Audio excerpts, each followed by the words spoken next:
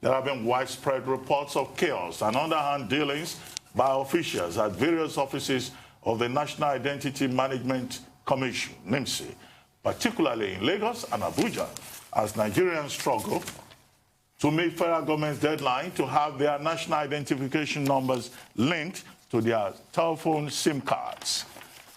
This development has been described by many observers of the COVID-19 situation as an accident waiting to happen, given the exponential increase in numbers of infections, hospitalizations, and deaths arising from the virus. Joining us now to have a discussion around all of this, as well as the directive itself, is Gbenga Adebayo, Chairman, Association of Licensed Telecommunication Operators of Nigeria. Welcome to the program, Mr. Gbenga Adebayo, or should I say President Adebayo, President, Association of Licensed Telecommunication Operators of Nigeria. Thank you for joining us. Good morning, and thank you for having me. Thank you. Yes, thank you very much. Well, I mean, just before I introduced you, I was complaining about stakeholders within the business. Are the stakeholders which you represent, are they speaking up?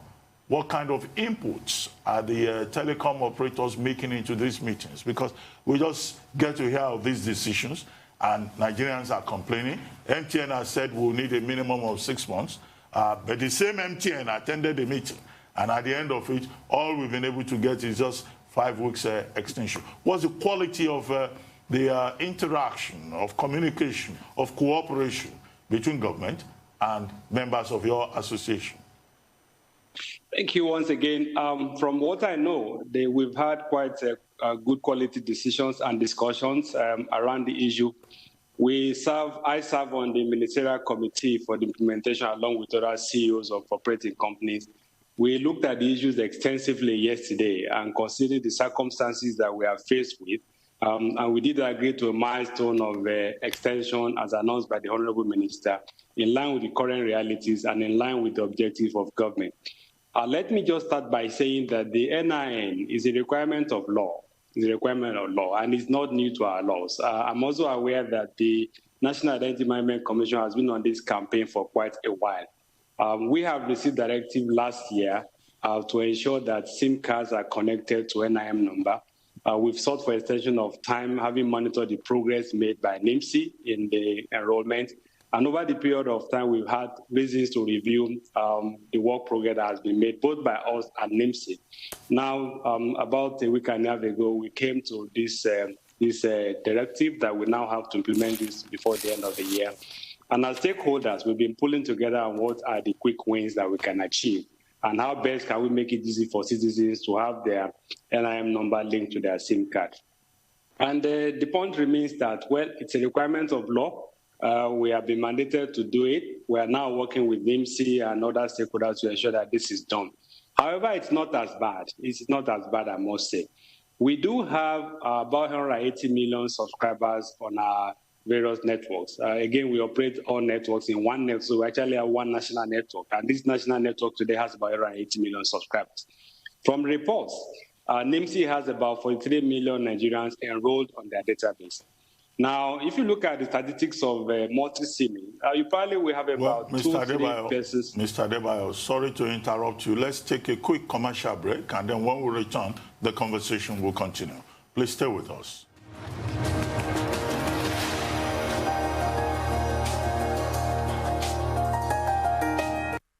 Welcome back to the morning show here on the Arise News channel. Still with us is Gbenga Adebayo, Chairman, Association of Licensed Telecommunication Operators of Nigeria. And he's been talking about the requirement of the national identification numbers for SIM cards. Mr. Adebayo, thank you for your patience. Thank you for staying with us. If you may just continue with what you were saying about the entire process of this, NIN number and SIM cards as requested, as required, as directed. Thank you. I just was saying that the NIN number required for SIM registration is a requirement of law, and we are now working under this directive to ensure that it happens within the time frame that government has given. I did say that there are around 80 million plus subscribers on our network. NIN-SIM has about 43 million citizens enrolled on their network. And the first step to do is to integrate these 43 million Nigerians onto our network. In essence, to have the records of those people and share the record on NIN-SIM. We think that this will ramp up the number a bit, considering the issues of multi-SIM and all that. So in essence, by the time we complete the integration of the 43 million Nigerians, we might have some numbers in the region of about 100 million people who already have NIN and multiple SIM cards already on the network. That will leave us with a bucket of about less than 100 million who are now to be uploaded. And these are the buckets of people who do not have NIN. So what we are doing at the moment is to see how we can do back-end integration for the 43 million people. So if you do have a NIN already, if you do have already your SIM card registered already, you don't have to go to any enrollment center for any update whatsoever. All you have to do is to enter into your telephone via a smart application that has been provided by the service provider, upload your NIN number, and the backend integration will be done. So this is the first step that we have agreed at the committee to do. When that is done, we expect this to be done by about 19th of January.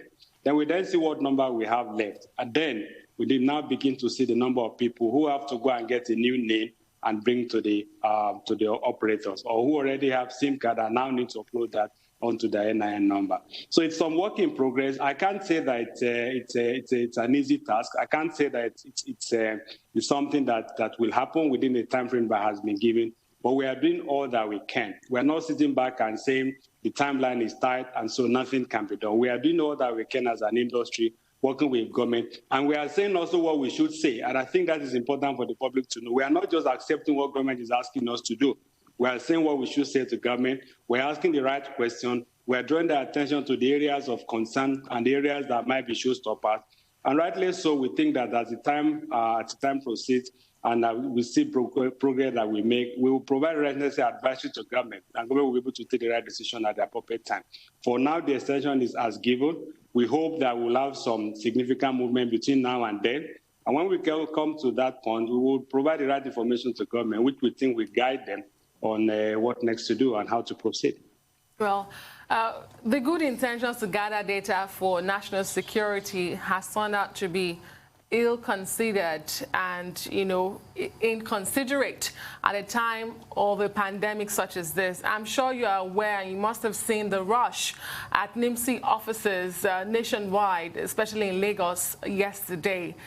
You say, as operators, you are saying the right things, you're not just receiving what the government is saying. NIN-SIM has only registered about 43 million Nigerians in 8 years, and now they want 150 million Nigerians to register in 2 weeks or in 6 weeks with the extension, which a lot of people will say that's not feasible. So how does that boil down to you understanding what needs to be done and speaking the right things to power? Okay. Before now, it's been apathy on the part of citizens to visit the enrollment center of NIN-SIM.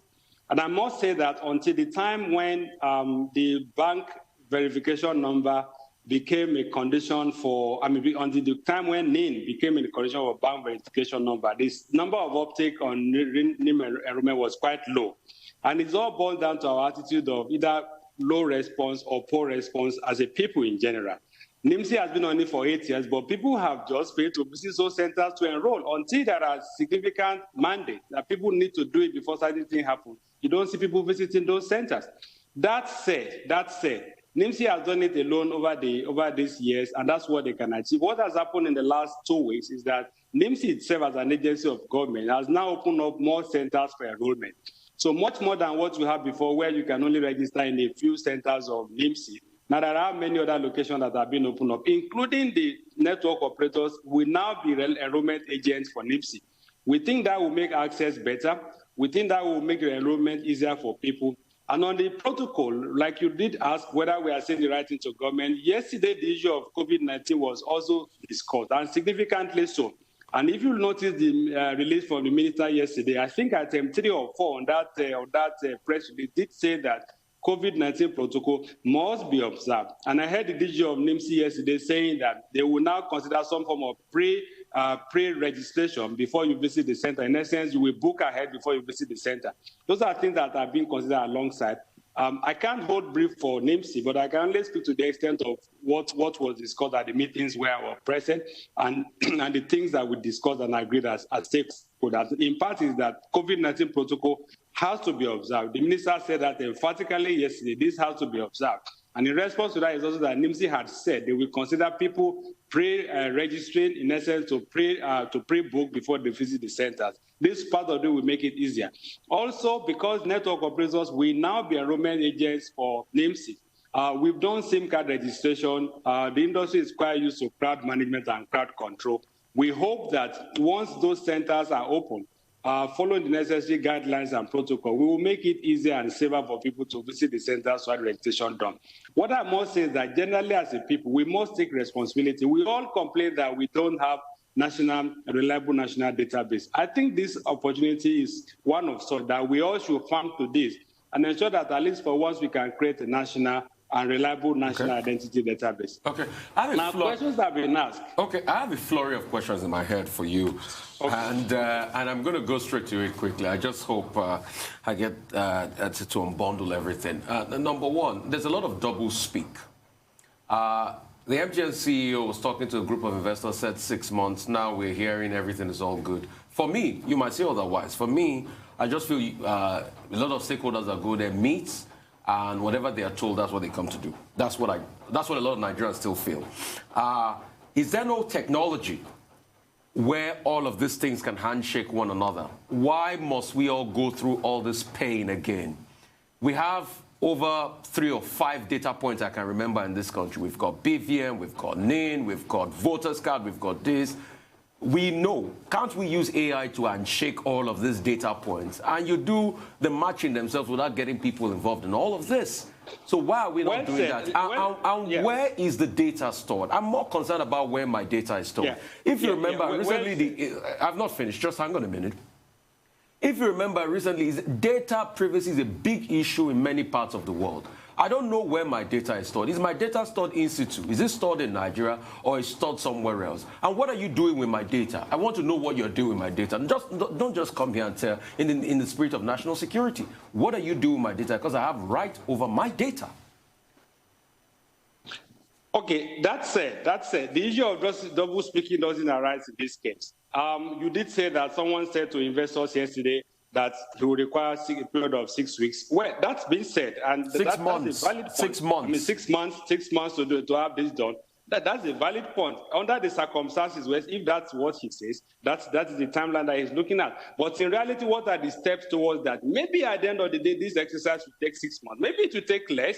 But the reality means that we must put the best foot forward and do what we have to do one day at a time. I think that's the fact. We cannot sit back behind the comfort of our smartphones and our mobile devices and complain. But when there is call to action, we all must take steps and we all must take ownership. So what I'm saying in essence is that, yes, a timeline has been given. Yes, we've agreed to certain milestones. We will take it one day at a time, one step at a time. When we come to the end of time, when this ultimatum is expiring, we will go back to the government with the right advisory on where we are and what progress we made. I have also told you that we've said to start with the quick win of 3 million people. Let's upload this for 3 million people onto the network, and let's see how many subscriber identification numbers that will bring on board. Maybe that will take us a figure around 100 million. Then the dynamics will change.